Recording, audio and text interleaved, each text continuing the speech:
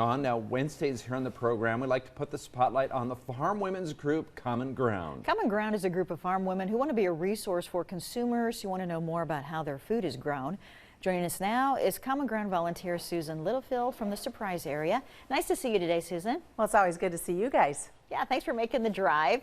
Kind of windy when you were driving today? Oh yeah, it definitely is a two hands on the wheel. I feel really sad for all those truck drivers out there trying to move in this type of weather. I know. Okay, well, you are here today to talk about why it's important for farmers to tell their story. What do you mean by this? Well, I think, you know, in the world that we're in, and social media has become such a powerful part of what we do in agriculture. It's our chance really to be able to tell folks what we do in our farming and ranching operations. As simple as a cold day like today, we know that you're out there probably having to chop some ice to get water to your cattle, to your sheep. Why not take a quick second, take a quick photo, and then put that out on social media saying, hey, it's 7 degrees or 8 degrees outside. Here we are out here making sure that the water is fresh for our livestock to drink. Maybe showing taking care of a baby calf, maybe going into your barns if you raise hogs or poultry and showcasing the warm temperatures. Take a picture of that thermostat inside your barn and say, hey, it may be cold outside, but our animals are nice and comfortable.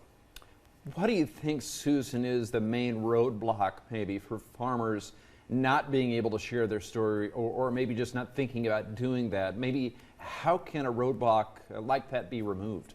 I think the biggest fear is the fear of the unknown. How are people going to react when I post this picture? But I think as I've talked to producers, so many of them have said, hey, we love being able to tell our story. And once I did 1 or 2 posts, it got a lot easier to do, whether they were using Instagram, Facebook. Twitter's become extremely popular and so has Snapchat and TikTok in being able to tell that story. So you're going from getting ready for spring planting all through harvest like you see on the screen.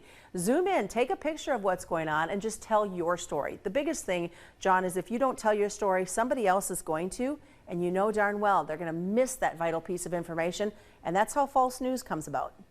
That's true. Susan, what do you use the most as far as social media? I use Twitter and Instagram, and I will admit, though my kids don't like it, TikTok. Do you really? I have not gotten into TikTok yet. Yeah, well, good. And I know you're sticking around. You have a recipe to share that is a family recipe, right? You bet. I'll be back to make some cornbread chili. It's a big favorite of my family, especially when it gets cold outside. All right. All right, Susan, thank you very much.